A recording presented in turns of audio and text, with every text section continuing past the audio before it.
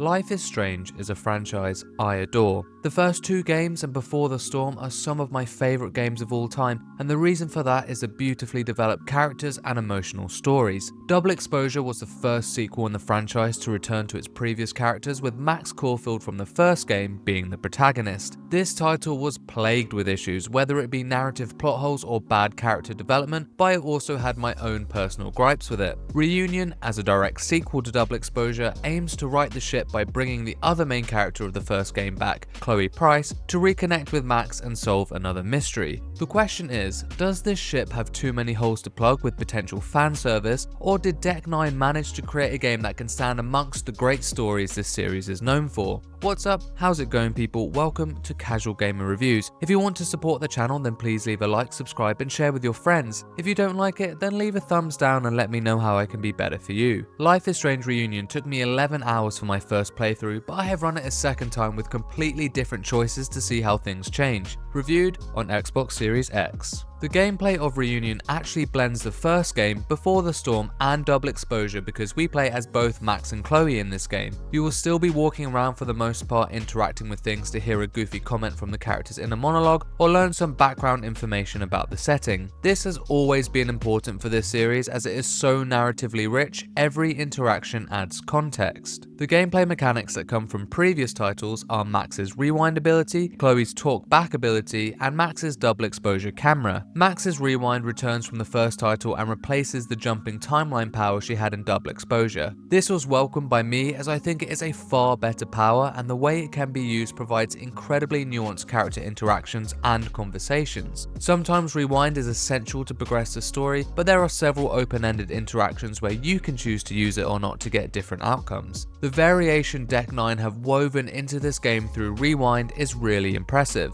Even if the outcome is only an additional line of dialogue or a text message, it's a nice touch. Chloe's talkback ability comes from Before the Storm and allows her to have an argument with someone to glean some more information about a situation. This of course helps massively with the overarching mystery of the story, but to win them you need to be paying attention to the things around you or you won't know what the correct responses are. Lastly, Max's camera returns and can be used at any point with the new double exposure feature added from the previous title. Outside of the collectibles, I didn't enjoy using this camera because you can't do any editing or anything complex outside of simply taking a picture and maybe applying the double exposure effect to it. These titles have never been heavy on gameplay, but what's there, outside of the camera, is there to serve the main focus, which is the narrative. Reading a flyer, speaking to one of the side cast, or, new to this game, listening to a podcast all contribute to the story. Character conversations all have multiple dialogue paths that can vary depending on your answers and, as expected, will respond differently dependent on your relationships with them in previous games. You can select all your previous game's choices and relationship statuses at the start before beginning the game. I won't go into specifics here to avoid spoilers, but some of the characters are just swept under the rug and forgotten, which is disappointing to see. I didn't mind too much because I understand they were trying to course correct from Double Exposure, but it is a bit of a wet fart for fans who are engaged with those characters. The ones that are there that are crucial to the game are well written, and I enjoyed coexisting in this world with them again. My favourite guy Moses plays a central role, as well as other smaller characters like Loretta and Reggie, who I would actually love to see more of. However, all of these pale in comparison to the game's main relationship development, and that is between Max and Chloe. It would be best to talk about this dynamic whilst also referring to the story plot. Falling in line with the majority of titles in this series, Reunion's story is about solving a mystery, specifically trying to stop the fire that breaks out on the Caledon campus that Max witnesses before rewinding time. Max and her acquaintances team up to try and solve who the arsonist is so they can stop the event. That's the spoiler-free setup, but there is one spanner yet to throw into the mix, and that is Chloe Price. If you have played Life is Strange 1, and I absolutely recommend you do before playing this game, you may be wondering why Chloe is in this at all. I won't explain why, as that's a big story beat for you to uncover, but I personally was satisfied with the reason. Some people will still be annoyed as it may reduce the impact of their choice from the first title, and I understand that too. Life is Strange didn't need this sequel in Reunion, but I think Double Exposure made it necessary. The fact that Chloe is back allows a much deeper dive into the relationship between her and Max, and I was really engrossed in it. This game is definitely for my fellow Pricefields, but there is something here for other players to enjoy as well. The reason I say this is because the writing for these two is powerful and surprisingly mature. It understands they are no longer teenagers and are two adults around their 30s. I could really feel the ups and downs, and while ultimately you could say the ending is safe, it's one that I loved. I have played both sides of the story depending on your final choice from the first game, and I think they're both dealt with respectably. These two characters mean a lot to me and I love their portrayal in this game. However, the writing for these two is noticeably better than the other side characters, and that, once again, is a sad side effect of production time coupled with the baggage that Double Exposure brings. The fire is second to their relationship dynamic, at least for me, but it isn't bad by any means. Just like the first half of Double Exposure, I enjoyed the mystery here and trying to solve it with the pieces of information I meticulously searched for. Something that was missing from Double Exposure, and True Colors to some degree, were story choices that actually matter. These return in Reunion, and several of the big choices have massive impacts to how the game plays out. I've played this game a couple of times now to test these choices, so keep an eye out for my upcoming spoilercast where I can delve deeper.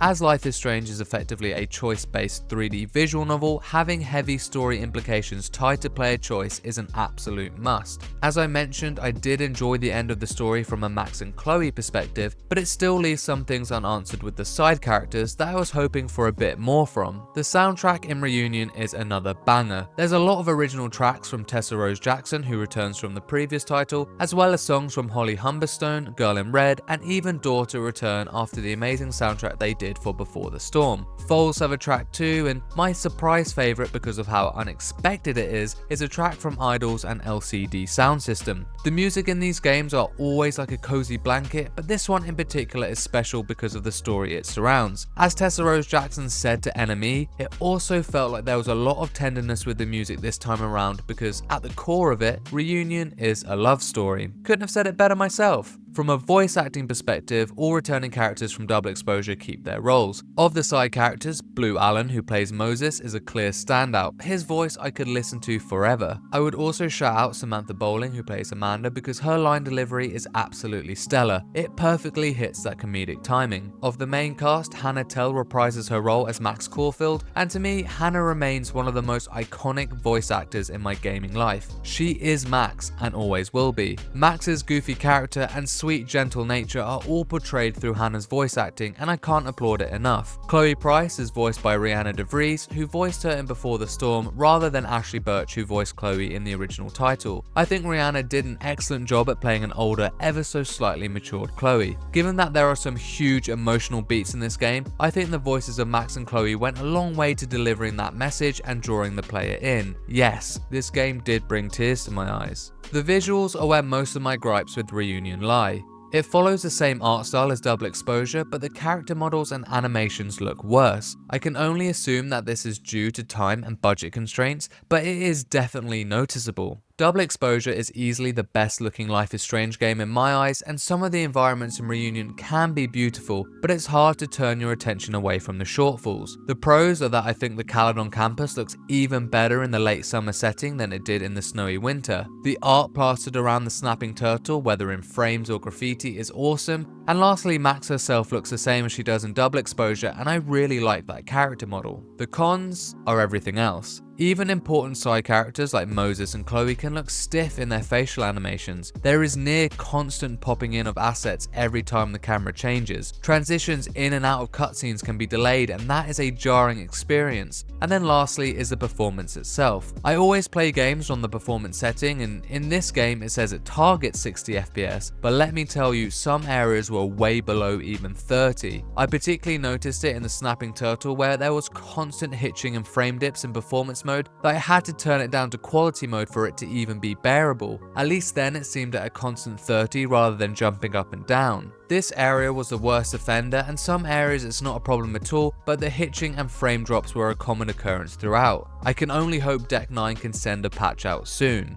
The new character models introduced are not great either, apart from Chloe's, which I really like. As I said, it's not animated as crisp as Max, but the actual design is really cool. There isn't an abundance of side content in Reunion, but some of it is fun to interact with. From a collectible standpoint, the photos return for Max and the sketches return for Chloe. These offer a little line of have dialogue, often goofy in Max's case, that brought a little smirk to my face but are otherwise uninspired. Other side content includes the journal entries and text messages. In the case of the text messages, they offer character updates along the story's trajectory, but the journals are where I had most of my emotional reads. The journals provide the inner monologue of Chloe and Max's thoughts as they progress through this crazy situation together. I think the writing is already strong for their relationship, and that expands out of the dialogue and onto the pages. You get a couple of pages added after most big story beats, and I loved reading through them. Depending on your choices, specifically the starting choice about the state of the world after the first game, these journals are slightly different too, so that is an encouragement for future playthroughs. And that there is the real piece of side content with Reunion, the multiple playthroughs. As I said, a lot of the later choices actually have impact and consequences. There are branching endings for both Max and Chloe's stories and that of the side characters, so it had me desperate to play again to see how I could manipulate the outcomes. Max says herself in the game, "I'm a small butterfly with big wings," and from what I've played, that is definitely true. When these kind of mechanics exist in a game, I just want to get in there and experiment, and I've enjoyed it. There is a chapter select, which you can choose to play in a mode that is simply for collectibles, which won't change any of your choice outcomes, but you can also choose to replay it fully, which creates a new save slot, and then you are free to make new choices and continue the game from there. This is a good option if you don't want to do a full new playthrough, but it is worth mentioning that you have to start a new game if you want to change your world state choices regarding the first game or double exposure.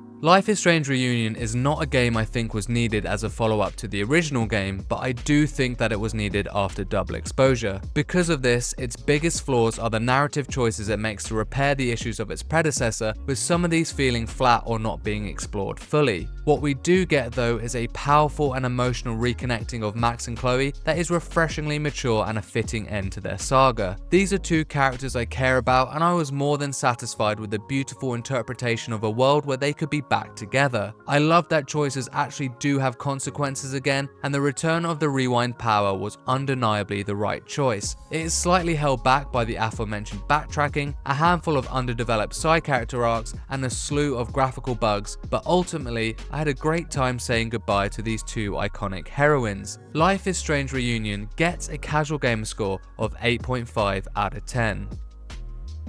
Moving forward, I hope that Square Enix and Deck 9 return this series to being an anthology, as I think that is when it's at its best. There are even some side characters in this game I would love to see more of. I'm going to talk about this deeper in a spoiler cast amongst other things, so check that out next week if you're interested. If you enjoyed this content, please consider leaving a like, subscribe and share with your friends. If you don't like it, then leave a thumbs down and I will try to be better next time. Keep an eye out for the spoiler cast coming soon, and for everything else Casual Gamer, keep it here.